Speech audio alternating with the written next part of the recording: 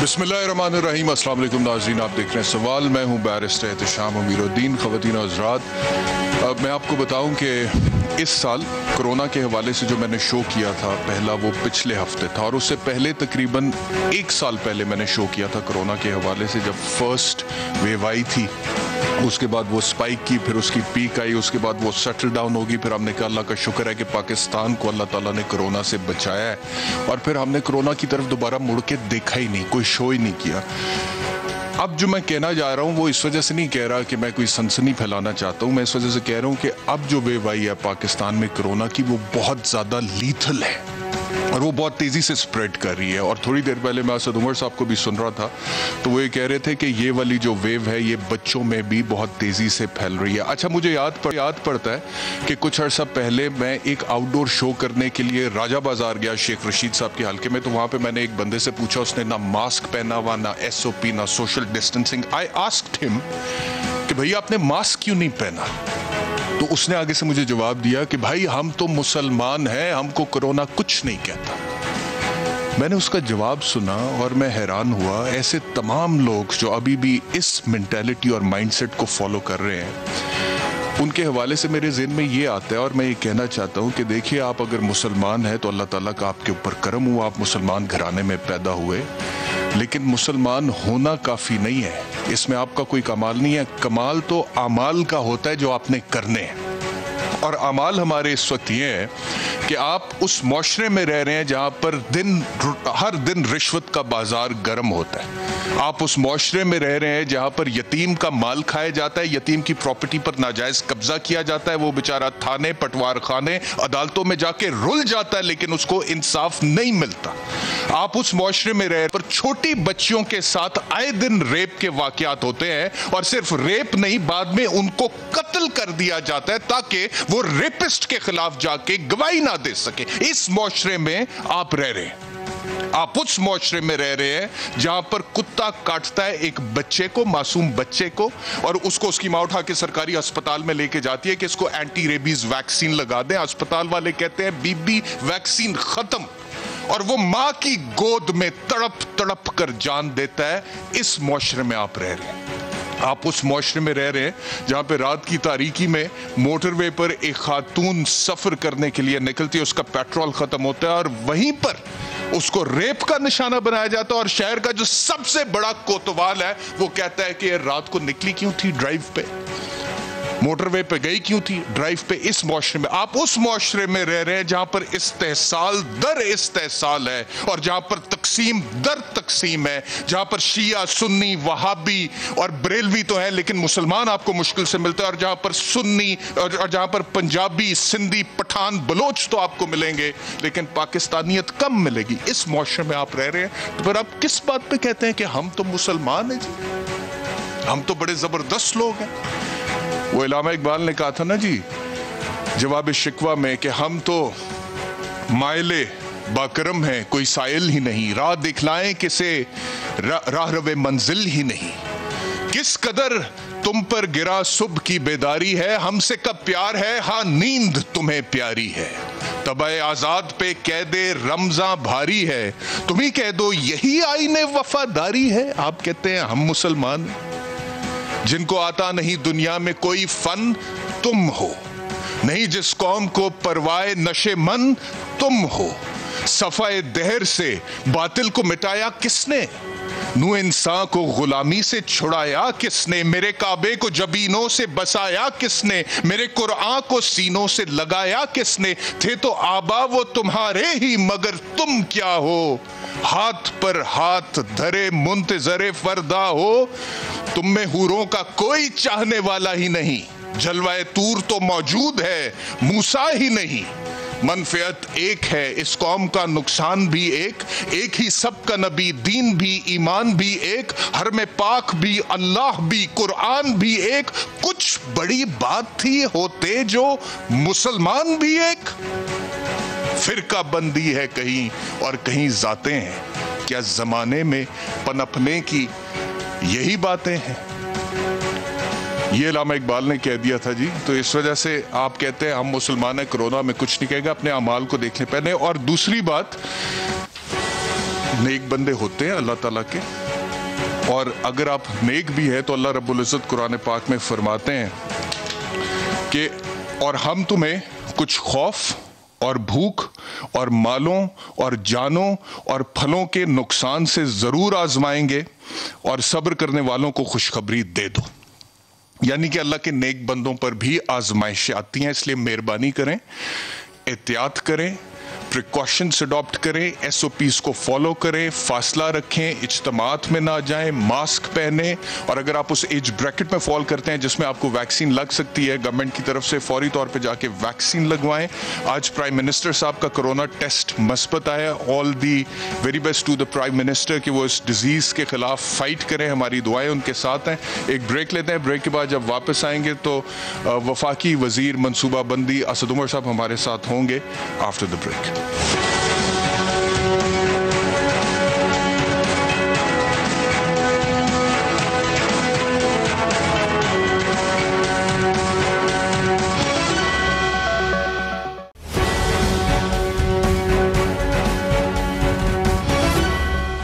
Welcome back to सवाल। वफाकी वजीर बराए मनसूबा बंदी और चेयरमैन NCOC असद उमर साहब हमारे साथ मौजूद हैं। असद साहब, बहुत शुक्रिया हमें प्रोग्राम में ज्वाइन करने के लिए। मुझे फरमाइएगा, आज की सबसे बड़ी खबर तो प्राइम मिनिस्टर साहब के हवाले से ही है कि उनका कोरोना टेस्ट मस्बत आया। कैसी तबीयत है प्राइम मिनिस्टर साहब की? जी अल्हम्दुलिल्लाह ठीक है। उनकी अलामात कोई बहुत सीवियर नहीं थी और उनको माशाल्लाह अल्लाह ताला ने एक DNA भी बड़ा अच्छा गिफ्ट किया है। कभी कभी शाज़ नाज़र ही बीमार होते हैं माशाल्लाह, और फिटनेस का भी आपको पता है कि उनको शौक़ है, फिट है। इंशाल्लाह ताला जल्द रिबाउंड करेंगे। लेकिन जो डॉक्टर्स की हिदायत हैं कि आइसोलेशन करनी है ताकि किसी और को ये बीमारी ट्रांसमिट ना हो, वो उसको फॉलो करें, वो आइसोलेशन में चले गए। असद साहब, आज 20 मार्च को उनका टेस्ट पॉजिटिव आया। 2 दिन पहले उन्हें वैक्सीन लगी थी और मैं ये देख रहा हूँ कि बहुत सारी क्या सराइयाँ फजूल किस्म की वैक्सीन के हवाले से हुई हैं।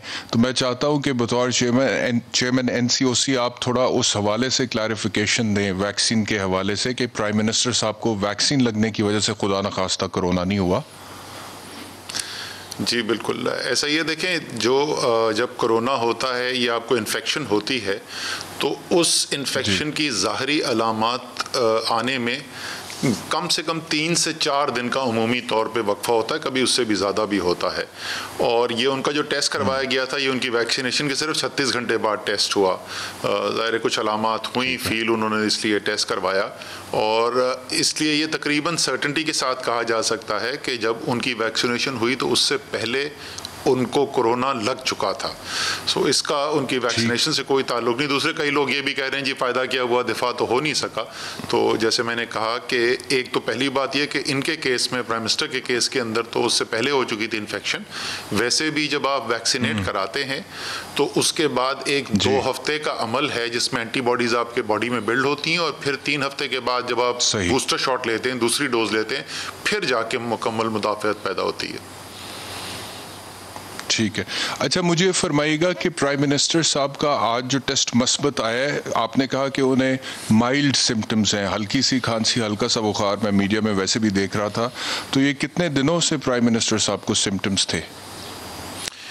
कल ही उनको फील हुआ जी। परसों तो मीटिंग में मैं उनके साथ था शाम को। उनकी वैक्सीनेशन होने के बाद आखिरी मीटिंग जो उस दिन उन्होंने की है उसमें मैं उनके साथ ही था। तो उस वक्त तक तो कोई ज़ाहरी अलामात नहीं थी। और जब वो वैक्सीन लगवाई जा रही थी उनको, तो उस टाइम पे उन्हें कोई सिम्टम्स उस वक्त थे? नहीं, वही मैं बता रहा हूँ ना कि उनकी जो वैक्सीनेशन हुई है, उस वैक्सीनेशन से समझ ले तकरीबन 1-1.5 घंटे के बाद ये मीटिंग हुई होगी जिसका मैं जिक्र कर रहा हूँ, जो उस दिन की आखिरी मीटिंग थी उनकी। ठीक है। तो उसमें उनकी कोई ज़ाहरी अलामात उस वक्त नहीं थी, तो उसके बाद ही नेक्स्ट डे फिर डेवलप हुए। ठीक है। यानी कि वो जो फुटेज चल रही है प्राइम मिनिस्टर साहब की वैक्सीन लगवाते हुए, उस टाइम पर उन्हें कोई अलामात नहीं थी कोरोना की? उस टाइम पे सिम्टम्स कोई नहीं थे? बिल्कुल, उस वक्त अच्छा। उस वक्त हमें कोई नहीं, ठीक हो गया। अच्छा, अब आगे बढ़ते हैं असद साहब। We wish him a speedy recovery, prime minister साहब को, पूरी कौम को दुआ करनी चाहिए और हम भी दुआ गो हैं। अच्छा जी, आगे बढ़ते हैं। अब बतौर चेयरमैन NCOC मुझे बताइएगा कि ये वाली जो वेव है कोरोना की, ये किस तरह से मुख्तलिफ है पहली वेव से जो आई और फिर एक पीक पे भी गई और उसके बाद फिर हमने देखा कि अल्लाह ताला ने हमें और आपको सुरखरू किया, तो ये वाली वेव कितनी मुख्तलिफ है उससे? इसकी जो बुनियादी चीज़ जो मुख्तलिफ है पहली हमारी दोनों वेव से, कि ये जो वेव हमारे पास तीसरी लहर जो आई भी है, ये है बुनियादी तौर पे जो बरतानवी स्ट्रेन आया, ये उसकी लहर है।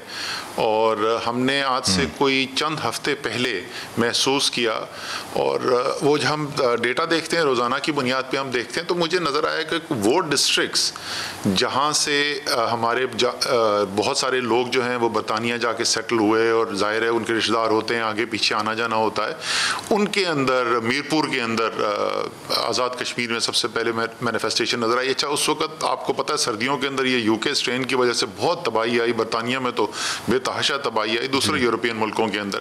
तो हमने रिक्वेस्ट की NIH के हेड से कि ज़रा जिनोम सीक्वेंसिंग करा के तो ज़रा देखें कि ये UK स्ट्रेन तो नहीं आ गया यहाँ पे। और वो वही हुआ कि जब हमने टेस्टिंग की, पहले चंद शहरों में थी, फिर एक्सटेंसिव टेस्टिंग की गई, तो पता चला ना सिर्फ UK स्ट्रेन है, लेकिन वो UK स्ट्रेन जो है वो डोमिनेंट हो चुका है, यानी निफ्स से ज़्यादा जो केसेस आ रहे हैं वो UK स्ट्रेन के हैं। इसमें क्या चीज़ मुख्तलिफ है, जो पहले जो चाइनीज़ जो स्ट्रेन था उससे ये ज़्यादा आसानी से फैलता है और ज़्यादा मोहलिक है, तो दोनों लिहाज से ये ज़्यादा ख़तरनाक है। और वही आपने देखा कि अभी पिछले एक हफ़्ते के अंदर, पिछले 7-8 दिन के अंदर जितना वबा के फैलाव में इजाफ़ा हमें देखने में आया है, जून के पहले हफ़्ते के बाद से ये सबसे तेज़ इजाफ़ा है। और इसलिए बहुत ज़रूरी है कि हम अपना भी ख्याल करें, अपने आसपास के लोगों का भी ख्याल करें। एक चीज़ जो शायद आपने भी महसूस की हो कि इस लहर के अंदर ये बहुत आम तौर पर देखा जा रहा है, किसी एक को घर में होता है और सबको घर में हो जाता है, और उसकी वजह यही है कि ये ट्रांसमिट ज़्यादा आसानी से होता है। जी बिल्कुल ठीक है। अच्छा, दूसरा मुझे ये बताइएगा कि आपने कहा कि ये ख़तरनाक ज़्यादा है, मोहलक ज़्यादा है, स्प्रेड ज़्यादा तेज़ी से कर रहा है, बच्चों में भी ये ज़्यादा स्प्रेड कर रहा है जी पहली वाली स्ट्रेन की निस्बत? बिल्कुल ऐसा ही है कि ये UK की स्टडीज़ हैं वो दिखाती हैं कि नौजवानों में ये जो वबा का स्ट्रेन है, ये बरतानवी स्ट्रेन जो है, ये ज़्यादा आसानी से फैलता है। तो ये भी इसमें एक चीज़ जो है वो मुख्तलिफ है पहले स्ट्रेन से। मैं उसकी मौलिक होने का बता दूं, उसके भी रिज़ल्ट शाया हुए हैं, तो तकरीबन 60% ज़्यादा मौलिक है पहली स्ट्रेन की निस्बत। यानी अगर पहले एक 1000 लोगों को अगर हो रहा था 7 या 60 और 7 और 60 60% एक्चुअली रिजल्ट्स जो हैं सर्वे के वो 61% कहते हैं, 61% ज़्यादा है 60। सो अगर केस फर्टेलिटी मतलब हमारे 2% बीमार जो हो रहे थे उसमें से हम बात हो रही थी, तो 2% के बजाय आप समझ लेंगे 3.2% बन जाएगा। तो हर लिहाज से हमें ज़्यादा एहतियात करने की ज़रूरत है। ठीक है। अच्छा, आपका एक स्टेटमेंट मैंने सुना जिसमें आपने कहा कि NCOC के इजलास में अब हो सकता है कि सख्त फैसले किए जाए, तो किस किस्म के सख्त फैसले मतवक्को हैं इस सारी सूरत हाल को देखते हुए जो कि अभी आपने बयान की? अच्छा, एक चीज़ तो वो कोई फैल रही है सोशल मीडिया में, मुझसे बहुत लोग कह रहे हैं कि हमने कोई ऐसा फैसला कर दिया कि सारा पाकिस्तान लॉकडाउन कर देंगे मंडे को। ऐसा नहीं होने वाला। लेकिन आज सुबह हमने दोबारा, आपको अगर याद हो कि तकरीबन एक हफ़्ते पहले हमने कुछ पाबंदियों में इजाफा किया था, कुछ फ़ैसले किए थे। आज उसका रिव्यू हो रहा था, मैंने स्पेशल ऑडिट भी कराया था कि जो हमने फ़ैसले किए हैं क्या उन पर अमल दरामद भी हो रहा है ज़मीन पर या नहीं। तो पहली चीज़ तो ये नज़र आई कि जो फ़ैसले हो चुके हैं उनका अमल दरामद भी इस दफ़ा बहुत कमज़ोर है। पहले की निस्बत इस दफ़ा जो कंप्लाइंस करने का एफर्ट है, इंतज़ामिया जिसने बहुत ज़बरदस्त काम किया पिछले कई माह के अंदर, मैं बार बार उनकी तारीफ़ करता हूँ, लेकिन इस दफ़ा जो है वो इतने मौसर साबित अभी तक नहीं हुए। तो एक तो वो हिदायत दी गई कि जो अहकामात हो गए हैं उनको मौसर तौर के ऊपर उन पर अमल दरामद कराया जाए, और दूसरा ये कि सूबों से मुशावरत की जाए। हम लोगों ने कुछ आपस में सोचा है कि क्या चीज़ें करने की ज़रूरत है, लेकिन जाहिर है इसके अमल दरामद ज़मीन पर कराना होता है सूबों ने, इसलिए ज़रूरी है कि उनकी मुशावरत शामिल हो। तो मंडे को फिर हम फैसले करेंगे कि क्या और चीज़ें हैं जिनके ऊपर हमें बंदिश लगाने की या इजाफा करने की ज़रूरत है। बुनियादी जो गाइडिंग प्रिंसिपल है, जो उसूल है, बुनियादी उसूल जिसकी बिना पर हम ये फैसले करते हैं, कोशिश ये करते हैं कि जिससे लोगों का रोज़गार जुड़ा हुआ है उसको कम से कम असरअंदाज किया जाए, लेकिन किसी न किसी हद तक वो हो जाता है फिर भी।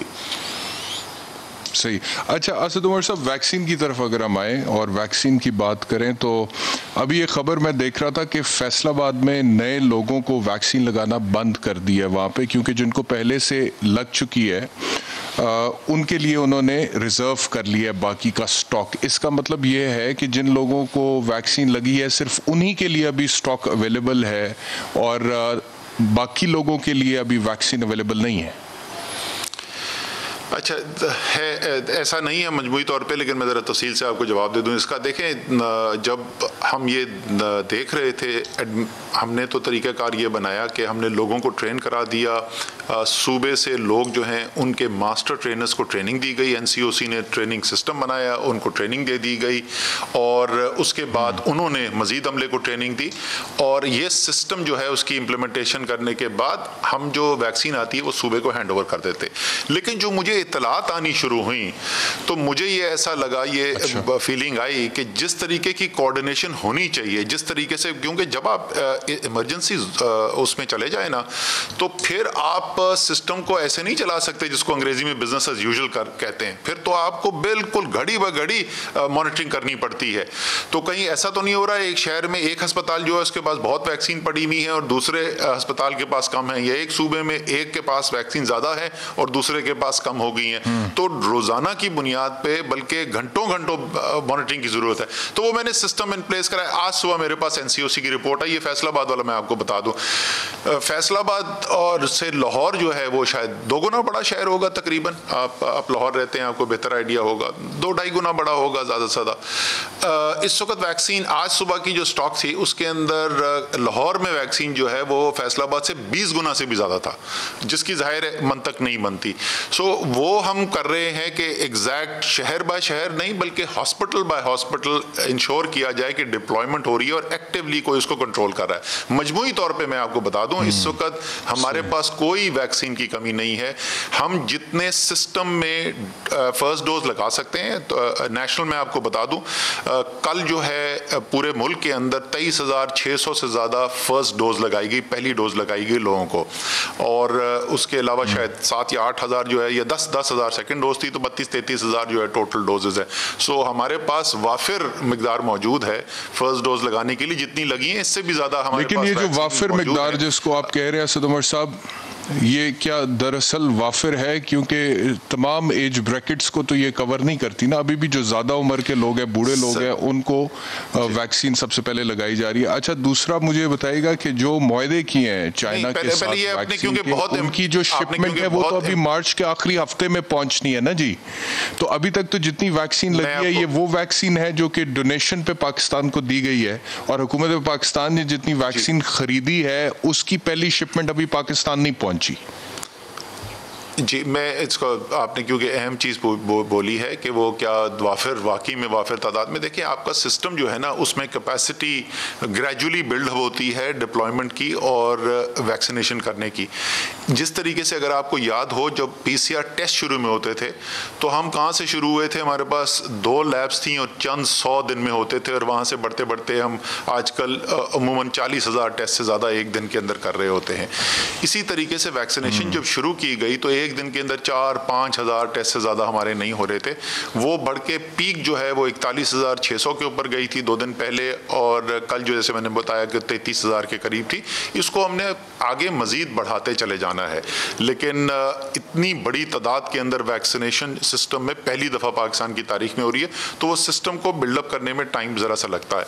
तो उसकी वजह से हम कह रहे हैं कि सबको अगर हमने खोल दिया एक ही वक्त में, और सिस्टम जो है उसमें कैपेसिटी ही नहीं है डिलीवर करने की, चाहे टीके रखे हुए भी हों, तो उससे जो है वो मुश्किलात पैदा होंगी। ये वजह है। अच्छा, अब आपने जो प्रोक्योरमेंट की बात की, प्रोक्योरमेंट की जी पहली जो हमारी खेप है वो शायद 25 या 26 मार्च को पहुंचेगी, दूसरी 30 से 31 मार्च को अवेलेबल हो जानी है। इसके अलावा अप्रैल के ऑर्डर्स प्लेस किए जा चुके हैं, और इनफैक्ट हमारी मई की भी डिलीवरी जो है इस वक्त बुक हुई हुई है, जिसको हम कोशिश कर रहे हैं कि उससे पहले लेकर आ जाएं और ये अप्रैल के अंदर ही आ जाएं। जो अप्रैल के हम ऑर्डर बुक कर रहे हैं और ये जो मई वाली जिसको हम कोशिश कर रहे हैं कि वो अप्रैल के अंदर ही आ जाए, ये कुल मिला के 70 लाख डोजेस बनती हैं। ठीक है। अच्छा, एक और सवाल वैक्सीन से ही रिलेटेड, आपने जो कहा कि शिपमेंट्स हमने बुक किए हैं और महीने के हिसाब से बताया कि आएंगी, लेकिन सूबाई हुकूमतें क्या कर रही हैं? वो कहते हैं जी 18वीं तरमीम हो गई, उसके बाद से हेल्थ अब जो है सूबे का सब्जेक्ट है, लेकिन वो कहते हैं जब हम ये डॉग बाइट्स के केसेस हुए कराची में, सिंध में, हमने सिंध गवर्नमेंट से पूछा, पीपल्स पार्टी वालों से पूछा, उन्होंने कहा कि ये फेडरल गवर्नमेंट वैक्सीन प्रोवाइड करती है हमें। और मेरा एक इख्तलाफ सिंध गवर्नमेंट के साथ ये रहा कि हेल्थ अब 18वीं तरमीम के बाद सूबे को डिवॉल्व हो, फेडरल गवर्नमेंट करती होगी, but at the same time it is also the responsibility of the provincial government कि अगर फेडरल गवर्नमेंट पूरा नहीं कर पा रही है तो सूबाई हुकूमतें फाल हों। 3 सूबों में आपकी पार्टी की हुकूमत है, तो अपने तई वैक्सीन के हवाले से सूबाई गवर्नमेंट्स को भी कुछ करना चाहिए। असद उमर साहब, सर, ये अवलीन जिम्मेदारी तो है ही सूबे की। सेहत जो है वो डिवॉल्व सब्जेक्ट है, ये सूबे की जिम्मेदारी है। वो तो क्योंकि क्राइसिस आया हुआ है इसलिए हमने ये जिम्मेदारी अपने ऊपर ली हुई है। इससे पहले आपने देखा था कि जिस तरीके से ये PCR टेस्ट वाला की सारी जिम्मेदारी हमने ले ली अपने ऊपर, वफाक ने वो सारा खर्चा किया, हम ही प्रोक्योरमेंट करते रहे, डिस्ट्रीब्यूशन करते रहे। इसी तरीके से जो वो इक्विपमेंट है जो पहनते हैं, जो मेडिकल स्टाफ पहनता है, वो भी जो है वो उसकी एक बड़ी तादाद, उसमें से 100% नहीं लेकिन ज़्यादा उसके अंदर जो डिस्ट्रीब्यूशन हुई प्रोटेक्टिव इक्विपमेंट की, वो भी वफाक ने करके की। वेंटिलेटर्स हमने बढ़ा के दिए, ऑक्सीजन बेड्स हमने डोनेट किए। ये सब वफाक इसलिए करता रहा है क्योंकि आखिरकार पाकिस्तान के शहरी हैं, इस वक्त हमारे पास टाइम नहीं है आईनी बहस करने का। लेकिन मैं आपके जरिए अपील करता हूँ तमाम सूबाई हुकूमतों को, मैं किसी एक सूबाई हुकूमत को नहीं, मैं तमाम सूबाई हुकूमतों को अपील करता हूँ, कोई आपके रास्ते में बंदिश नहीं है। प्राइवेट सेक्टर ने भी 50,000 या 60,000 वैक्सीन मंगवा ली है, तो आप प्लीज अपनी जिम्मेदारी पूरा करें। रशियन वैक्सीन जो आई है वो प्राइवेट सेक्टर ने मंगवाई है। That is my next question. सही है कह रहे हैं जी, वो स्पुतनिक की खेप है 50 या 60,000 उनकी आई है। उसके अलावा कैंसाइनो की भी उनकी आई है प्राइवेट सेक्टर की, शायद 20,000 हैं या 50,000, उसका मुझे एग्जैक्ट नहीं, बट हज़ारों की तादाद के अंदर प्राइवेट सेक्टर ने मंगा ली है। तो सूबाई हुकूमतों को भी, और मैं किसी एक सूबाई हुकूमत को टारगेट नहीं कर रहा, मैं तो रिक्वेस्ट कर रहा हूँ तमाम सूबाई हुकूमतों से कि अपनी जिम्मेदारी भी पूरा करें और वो भी वैक्सीन को, ये हम उन पर छोड़ नहीं रहे, हम अपनी जिम्मेदारी पूरे करते रहेंगे, लेकिन सूबों को भी बढ़ना कर रहे हैं। ठीक है। एट द सेम टाइम इसका मतलब है कि उस्मान बुज़दार साहब को, महमूद खान साहब को, जाम कमाल साहब को और मुराद अली शाह साहब को भी फाल होना पड़ेगा, और सिर्फ ये कह के कि ये वफाकी हुकूमत की जिम्मेदारी है वैक्सीन प्रोवाइड करना, आप नबर्द आजमा आप डिस्चार्ज नहीं कर सकते अपनी ऑब्लिगेशन। लेकिन अभी तक चारों सूबों की तरफ से मुझे तो कोई खबर नहीं आई कि हेल्थ डिपार्टमेंट ने या चीफ मिनिस्टर्स ने इसके अंदर किसी किस्म की कोई दिलचस्पी ली है। Having said that, Asad Umar साहब, ये जो मैंने कहा कि प्राइवेट सेक्टर की वैक्सीन पहुंच गई है पोर्ट पे, ये रशियन वैक्सीन जो आई है, अब अगला सवाल बड़ा इंपॉर्टेंट ये है कि हमारे मुल्क में जहां पे बहुत बड़ी तादाद में लोग जो है उनका ताल्लुक मुतवसत तबके से या गरीब तबके से है, प्राइवेट सेक्टर की वैक्सीन आती है, प्राइवेट अस्पतालों में इस वक्त भरपूर कारोबार चल रहा है कोरोना के हवाले से। Sir, I have information from different people कि एक दिन का 1.5 लाख, 1.25 लाख, 1.25 लाख भी चार्ज कर रहे हैं प्राइवेट हॉस्पिटल्स। ये वैक्सीन आएगी, वैक्सीन भी बड़े महंगे दामों बेची जाएगी लोगों को उनकी जिंदगियां बचाने के लिए। तो क्या गवर्नमेंट ने किसी मैकेनिज्म का सोचा है इस हवाले से, किसी लेजिस्लेशन का सोचा है कि प्राइवेट सेक्टर में कोरोना के इलाज में प्राइस को कंट्रोल किया जा सके? देखिए, जो इसका कानून है वो कानून ड्रैप लॉ के तहत जो अमूमी तौर पे दवाई बाहर से मंगाई जाती है तो उसकी प्राइस सेट की जाती है उस बुनियाद के ऊपर जो बेंचमार्क प्राइसेस हैं मुख्तलिफ ममालिक के अंदर। क्योंकि इसकी ये नई वैक्सीन है, इसकी प्राइवेट सेक्टर मार्केट इस्टेब्लिश नहीं है, तो उसी कानून के अंदर एक क्लॉज मौजूद है जो ये कहती है कि जो इम्पोर्टेड प्राइस होगी उस इम्पोर्टेड प्राइस के ऊपर मुख्तलिफ चीज़ों की, उसकी इम्पोर्ट कॉस्ट, उसकी स्टोरेज, डिस्ट्रीब्यूशन, मार्जिन वाला रख के 55% लैंडेड कॉस्ट से ज़्यादा जो है उसकी बुनियाद के ऊपर वो प्रोवाइड की जाएगी। सो वो एक कानून है, वाज़े तौर पे लिखा हुआ है, उसी कानून के तौर पे प्राइसिंग करनी है ड्रैप ने, और वो ठीक है। वैक्सीन के लिए ये बात आ गई, लेकिन अदरवाइज जो ट्रीटमेंट प्रोवाइड किया जा रहा है सद उमर साहब, मैं आपको एक मिसाल देता हूँ। ये बहुत बड़ा ये हवाले से मैंने सुना 40,000 पर नाइट वो चार्ज करें, 40,000 पर नाइट एक प्राइवेट हॉस्पिटल। जी, ये बिल्कुल ये बहुत ज़्यादा अब तो कम हो गई हैं शिकायत, अब दोबारा शायद बढ़ जाएं क्योंकि अस्पताल में लोगों की तादाद बढ़ती जा रही है। ये पहली लहर के अंदर बहुत बड़ी शिकायत आई थी। अगेन इसका जो कॉन्स्टिट्यूशनल आइनी ढांचा है वो ये है कि हेल्थ केयर कमीशन है तमाम सूबों के अंदर, और वो हेल्थ केयर कमीशन ये इख्तियार रखते हैं कि रेगुलेट करें इसकी प्राइसिंग। सो मुख्तलिफ जो सूबे हैं उन्होंने कुछ ना कुछ किया भी था, लेकिन हमें शिकायत तो फिर भी सुनने को मिलती रही। तो मुझे नहीं पता कि वो कितने मौसर साबित हुए, क्या कानून के अंदर उनके पास जो पूरा इख्तियार था उन्होंने उसको इस्तेमाल किया या नहीं किया। नहीं किया ना सर, अगर किया होता तो ये सूरत हाल तो ना होती। 1.5 लाख, 1.25 लाख, 1.25 लाख एक दिन का वो फीस ना बना रहे होते, चार्जेस ना ले रहे होते लोगों से। और दूसरा 40,000, मैं कहता हूँ कि 5 स्टार होटल में पाकिस्तान में कहीं पे भी आप चले जाएं तो इससे कम में वहाँ पे आपको शायद डिलक्स रूम भी मिल जाता है। चले मैं स्वीट की बात नहीं करता, लेकिन 40,000 just for the rent of the room sir private hospitals में। तो ये जो हेल्थ केयर कमीशन है ये कैसे फाल होगा, कौन इसको फाल करेगा? सर, ये सूबाई हुकूमतों के तहत काम करते हैं, हर सूबे का अलग अलग हेल्थ केयर कमीशन है, तो वो सूबाई हुकूमतों का ही इख्तियार है इनके ऊपर। तो इस हवाले से क्योंकि आप चेयरमैन NCOC हैं, सूबाई गवर्नमेंट्स को के साथ कोई मुकालमा, कोई डायलॉग, उन्हें कोई इन्विटेशन बुज़दार साहब को, महमूद खान साहब को, मुराद अली शाह साहब को, जाम कमाल साहब को, और इस हवाले से मतलब कि आप अगर उन्हें इंटीमेट करें तो मेरे ख्याल में शायद वो इनिशिएटिव लें? सर, हम शायद ज़्यादा चांसेस ये हैं कि वो कहेंगे कि आपका इसमें नेक्सस क्या है। लेकिन प्राइसिंग वगैरह के अंदर जो है चेयरमैन NCOC नहीं होती। I understand that NCOC जो इदारा है वो इदारा अपना ही इख्तियार इस्तेमाल करता है ना, इसलिए जो वैक्सीन की भी प्राइसिंग है उसका कोई ताल्लुक नहीं है NCOC से, हालांकि वो वफाकी इदारा है। ड्रैप जो है वो वफाकी इदारा है और उसने ये फैसला करना है। तो जो इख्तियार NCOC को दिया गया था और जो कोर्ट ने उसके बाद उसको अपहोल्ड भी किया, वो हमारा ये है कि वबा के फैलाव को रोकने के लिए क्या इकदाम करने की ज़रूरत है, उसमें हमारे पास इख्तियार ज़रूर मौजूद है। और हम आमतौर पे सूबों की मुशावरत से ही काम करते हैं, लेकिन कभी कभी जब ज़रूरत पड़ती है तो हम सूबे की जो एक अपनी राय होती है उसके ख़िलाफ़ भी फैसला कर लेते हैं। तो वो मैंडेट है NCOC का। कीमतों के ऊपर, चाहे वो वैक्सीन हो, दवाई हो या अस्पताल के कमरे हो, उसमें कोई इख्तियार या कोई रोल NCOC का है नहीं।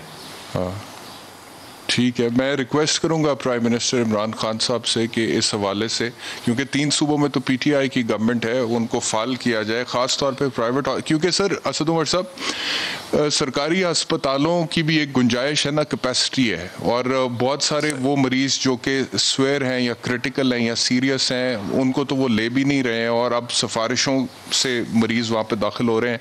तो इसका मतलब है कि जो अफोर्ड करता है वो प्राइवेट हॉस्पिटल का रुख करेगा, और अगर वहाँ पे इतनी ज़्यादा कीमतें होंगी तो जाहिर बात है वो अफोर्ड नहीं करेगा। तो government has to interfere somewhere in between. ये माफिया नहीं होना चाहिए सर, वो जैसे शुगर माफिया है, आटा माफिया है, तो इस ये आप बिल्कुल सही कह रहे हैं एहतशाम, और आइन और कानून जिम्मेदारी भी लगाता है। ऐसा नहीं है कि हुकूमतें ये कह दें कि जी प्राइवेट सेक्टर वाला कर रहा है तो हमारा इससे कोई ताल्लुक़ नहीं है। बाकायदा निज़ाम बना हुआ है, मुख्तलिफ अशिया के लिए निज़ाम बना हुआ है, और अगर कोई अपनी ताकत, अपने इख्तियार को नाजायज़ इस्तेमाल करता है प्राइवेट सेक्टर में, तो कानून में गुंजाइश भी है हुकूमतों के पास कि उसके अंदर इंटरवीन किया जा सके। कुछ चीज़ों का इख्तियार वफाकी हुकूमत के पास है, ज़्यादातर आखिरी सवाल आपके ख्याल में, जिस स्पीड से वैक्सीनेशन अब हो रही है, हम हर्ड इम्यूनिटी अचीव कर सकेंगे, और अगर कर सकेंगे तो कब तक कर सकेंगे? सर, एक तो जो अभी स्पीड है, ये स्पीड हमने बढ़ानी है। जैसे हमने कहा, हम 4-5 हज़ार से शुरू हुए थे, 30 से 40 हज़ार पे पहुँच के इसको बढ़ाते चले जाएंगे इंशाल्लाह। लेकिन उसके बावजूद आप ये सोच लें कि वो बड़े बड़े मुल्क जो दुनिया की सबसे ज़्यादा वसाइल जिनके पास मौजूद हैं, वो भी अभी कहीं भी करीब भी नहीं पहुंचे हर्ड इम्यूनिटी के। सो ये हर्ड इम्यूनिटी के इंतज़ार में ना रहें, लोग जो हैं वैक्सीनेशन ज़रूर कराएं। आपके ज़रिए भी मैं ये अपील करता हूं कि ज़्यादा से ज़्यादा लोग रजिस्टर करें, और जब तक वो लम्हा नहीं पहुंचता तो उस वक़्त तक हिफाजती तदाबीर को अपनाना होगा। बहुत बहुत शुक्रिया असद उमर साहब हमें ज्वाइन के लिए। असद उमर साहब हमारे साथ थे। ब्रेक लेंगे, ब्रेक के बाद वापस आएंगे तो मईशत के हवाले से थोड़ी सी बात करेंगे। लेकिन जाते जाते मैं फिर ये कहूँगा कि अब सीरियस लें कोरोना को, मोहतात हो जाएं, प्रिकॉशंस को अडॉप्ट करें, SOPs को फॉलो करें, मास्क पहने, और ख़ास तौर पे इस वजह से आप एहतियात करें कि अगर ये मर्ज़ जो है आपके घर में जो बूढ़े लोग हैं उनको मुतासर करता है तो this can be very lethal, और ये बड़ा पेनफुल किस्म का मर्ज़ है। तो उससे बचने की कोशिश करें। गवर्नमेंट अपना काम कर रही है, कुछ जिम्मेदारी हमारी है अखलाकी तौर पे, मजहबी तौर पे भी, तो उसको सर अंजाम दें। एक ब्रेक लेते, ब्रेक के बाद वापस आते हैं।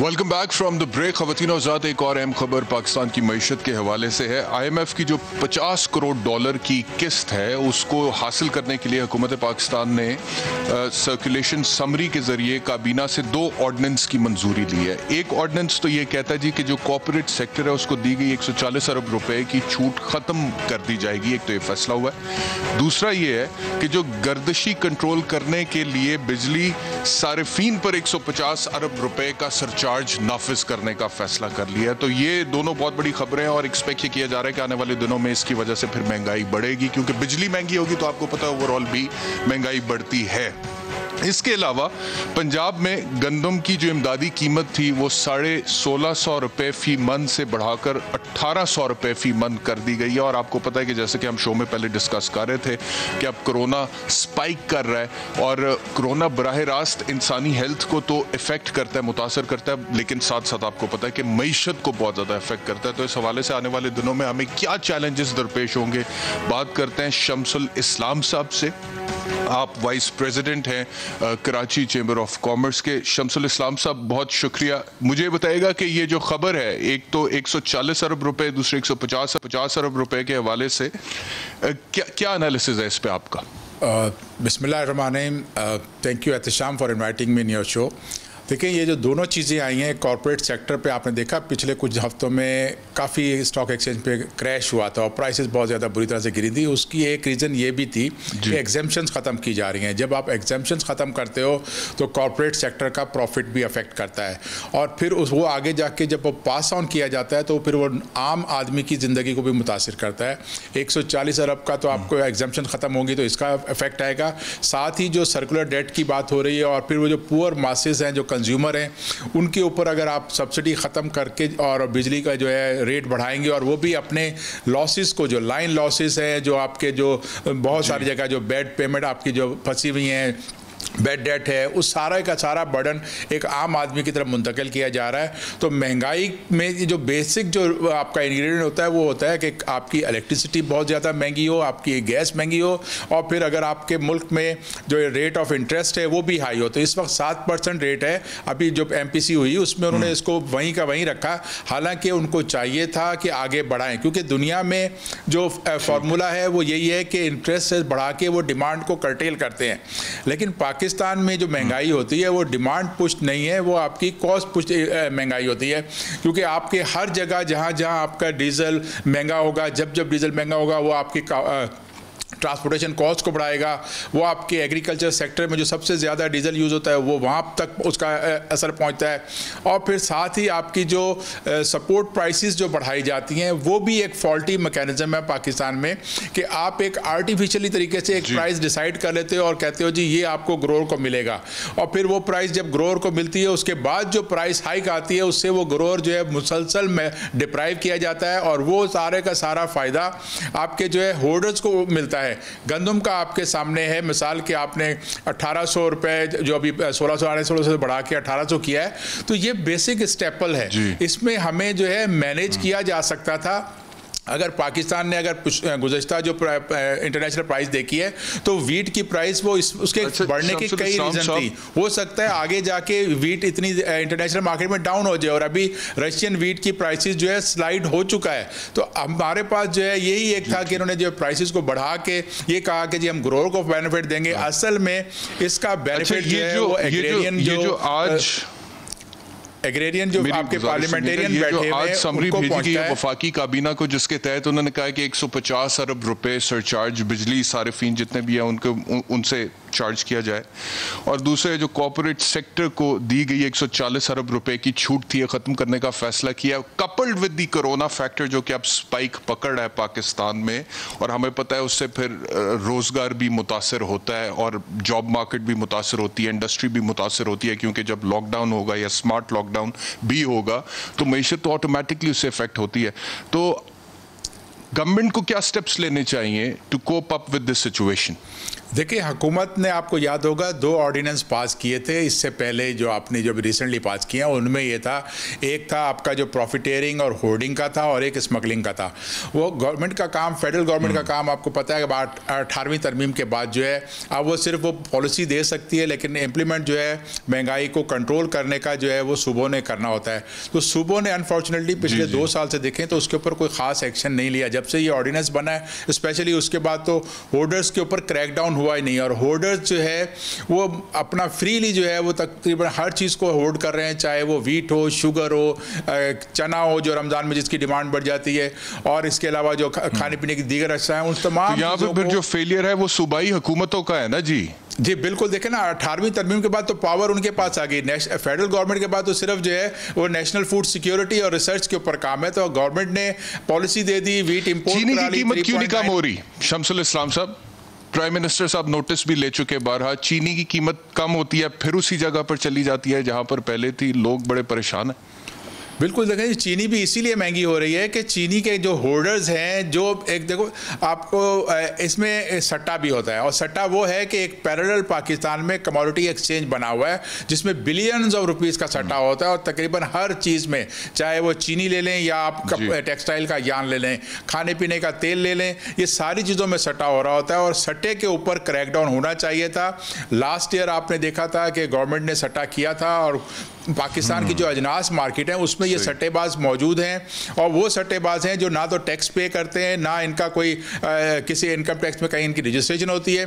ये एक पैरेलल एक्सचेंज चला रहे हैं और व्हाट्सएप के जरिए कंट्रोल कर रहे हैं, और अकबरी मंडी में बाबर सेंटर में अगर कोई शख्स बैठ के सट्टा पूरे पाकिस्तान में चीनी का चला रहा है तो वो तो प्राइस को आर्टिफिशियली इन्फ्लेट कर रहे हैं। अभी बीच में 94x से ऊपर चली गई थी मार्केट, लेकिन फिर अच्छा मुझे बताइएगा, आखिरी सवाल है चंद सेकंड से मेरे पास, मैंने कल परसों एक खबर सुनी कि मुर्गी जो है, मुर्गी के गोश्त की कीमत एकदम मार्केट में बहुत ज़्यादा बढ़ गई। उसके बाद कराची की हद तक सार्फिन ने फैसला किया कि हम मुर्गी के गोश्त का बॉयकॉट करते हैं, और उसके बाद तकरीबन 135 रुपए कीमत नीचे आ गई एक ही दिन में मुर्गी के गोश्त के बाद, दुरुस्त है ये खबर? दुरुस्त है जी? जी बिल्कुल। ये देखें इसके अंदर पोल्ट्री में क्या हुआ था, कार्टलाइजेशन भी है, लेकिन साथ में एक और चीज़ भी थी कि कोरोना के दौरान जब डिमांड बिल्कुल ख़त्म हो गई थी, दावतें बंद हो गई थी, आपका आउटडोर कैटरिंग और डाइन इन कैटरिंग जो सारी खाने पीने के वो बंद हो चुका था, तो इन्होंने क्या किया कि अपनी प्राइस को मेंटेन करने लगे। चूज़ों को कई जगह उन्होंने, ऐसा भी हुआ कि कुओं में फेंक दिए, मार दिया। फिर बीच में अभी फरवरी जनवरी के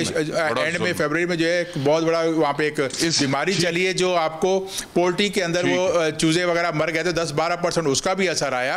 तो कंज्यूमर का आपने बात किया ना कि बाइकआउट किया, असल चीज ये है कि कंज्यूमर पावर पाकिस्तान में नहीं है।